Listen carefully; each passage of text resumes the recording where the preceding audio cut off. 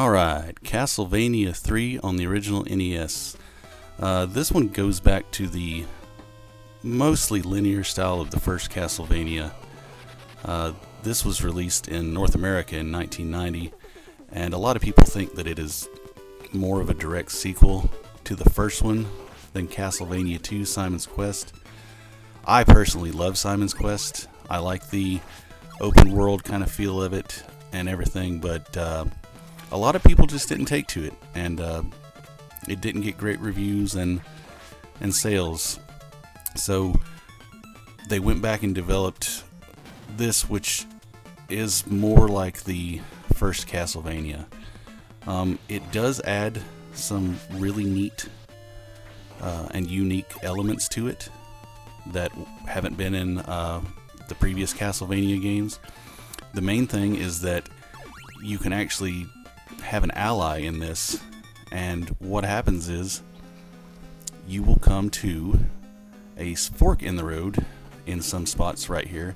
So it is linear, but not completely. You do get to choose which path that you'd like to go, and depending on which way that you go, you will encounter different allies, of which there are 3.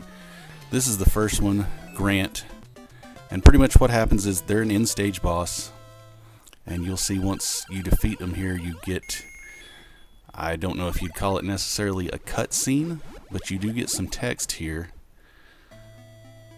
giving you some storyline, and you'll have a choice on whether you want to take them on or not. Now, it is worth noting that you can only have one ally at a time. They all have different abilities.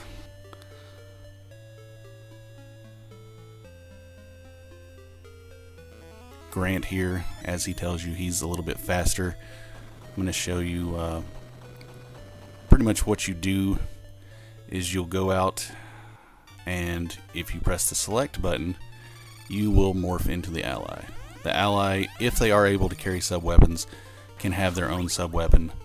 As you can see here, Grant, he can jump very high. He's got a dagger.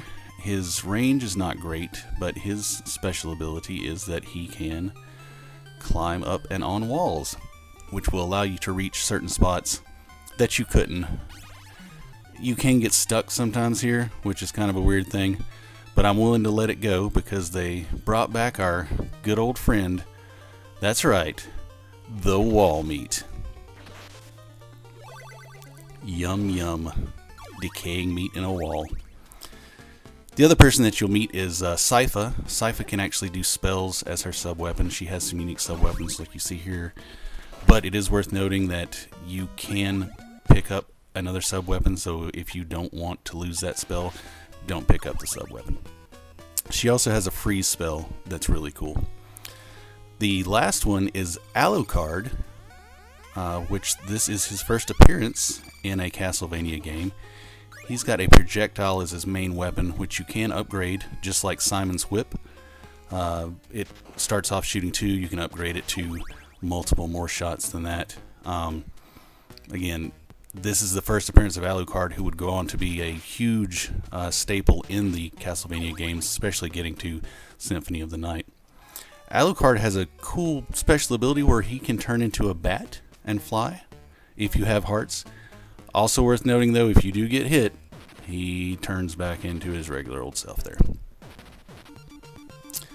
This game dials back up the difficulty.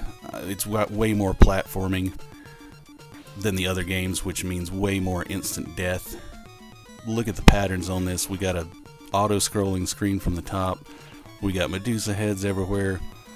And it's really easy to either lose your footing or take that knockback damage that the game is very famous for and fall to your death. So the game is noticeably more difficult than the last two.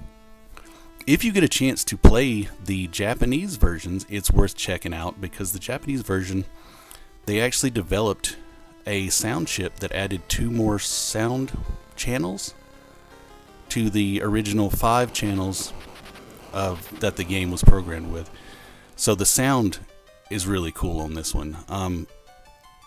In the North American version, we didn't get that because Nintendo actually had a regulation to where their software, cartridges, whatever it was, couldn't run more than 5 channels, so they had to adapt it back. Castlevania 3, Dracula's Curse on the NES, goes back to the original Castlevania style. When IGN ranked their greatest NES games of all time, they ranked this as number 5, which is pretty high. So it's definitely worth checking out. It is difficult though, so get ready.